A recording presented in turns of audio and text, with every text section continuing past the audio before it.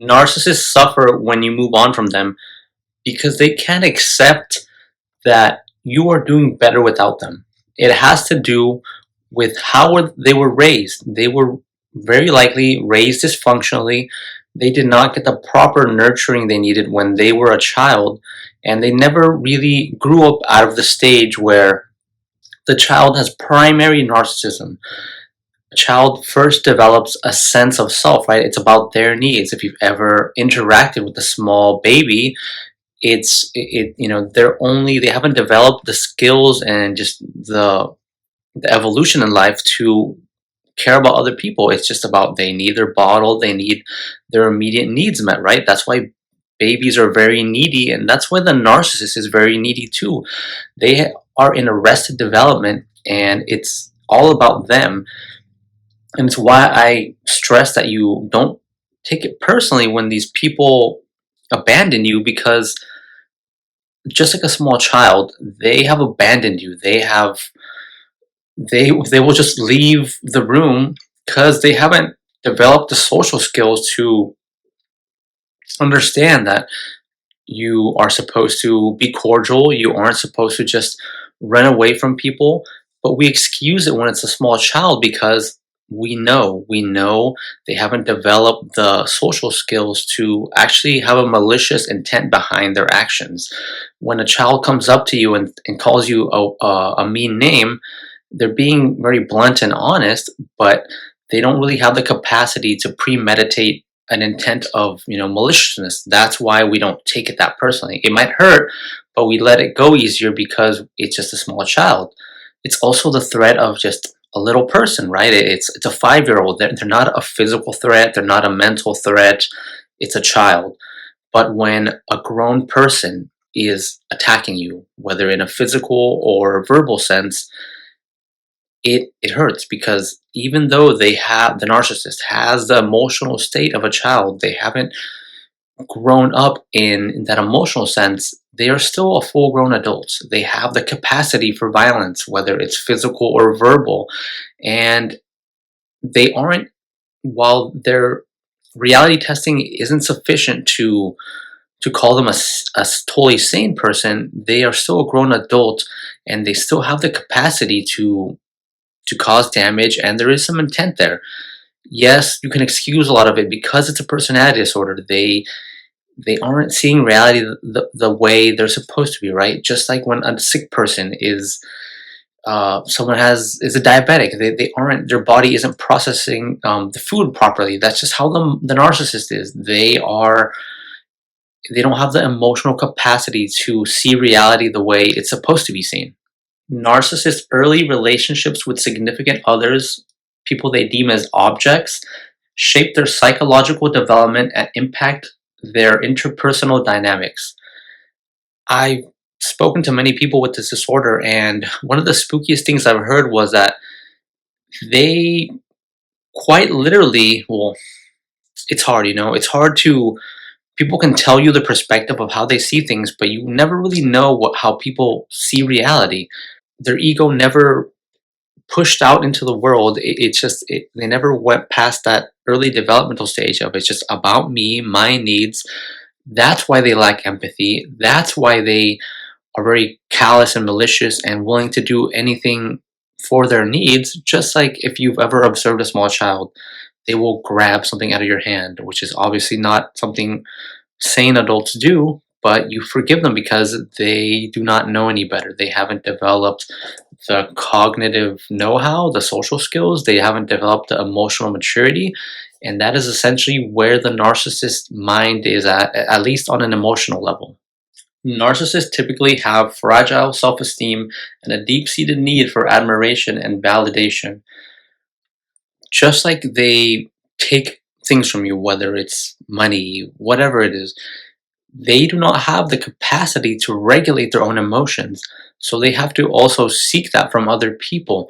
That's why they always seek out praise from people. That's why they use other people not just for physical things. They're very parasitic in nature, and that's why they're so draining. That's why when you leave them, it completely destroy their ego. It causes a narcissistic injury because they might make it seem like you need them more than them, because that's how they condition you, right? They One of their only, if only their tool to keep people entrapped in these relationships is to make them believe that they need them. But if you once you get out of the relationship, once you really realize that this narcissist needs you more than you need them, because you're likely a healthy person, if you've been dealing with a narcissist, you've probably become very dysregulated. But most normal people have the ability to regulate themselves. They don't need, people to tell them they did a good job. They know when they did a good job, right? It sounds nice to hear it,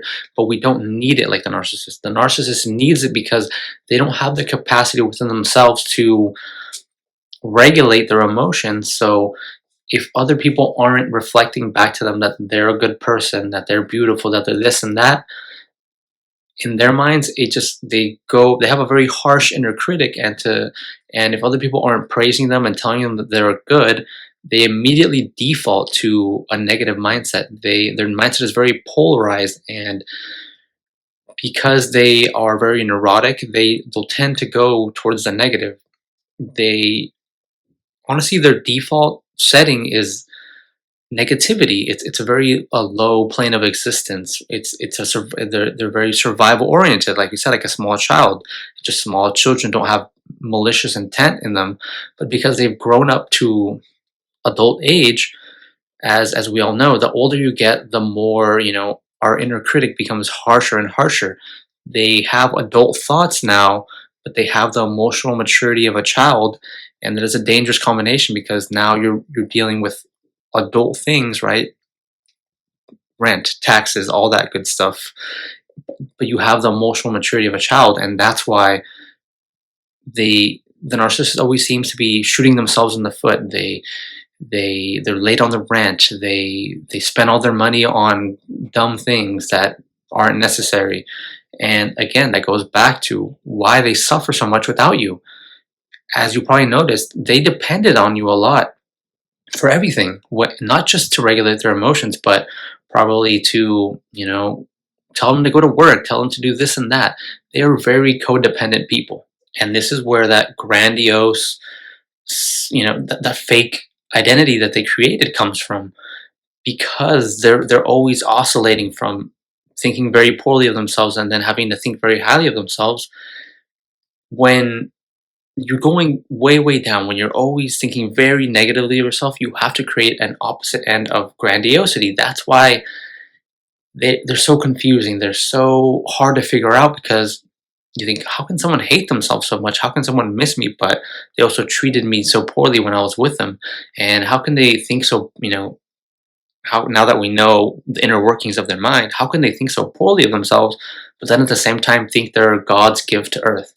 That's because they had to create that false self from an early age, because they did not get the nurturing and assurance from the outer world. So they essentially had to create it for themselves. And they are their worst enemy and their hero, right? They are both sides of the coin for themselves. But it's a very unstable place to come from when you are your own worst enemy, but you're also your hero, and you're unstable. You're going to oscillate all day up and down. And that's why the narcissist, it's legitimate in their minds, at least. It's a disordered mind, and that's why they're so jarring when they are really nice to you one minute and then the next minute they're yelling at you.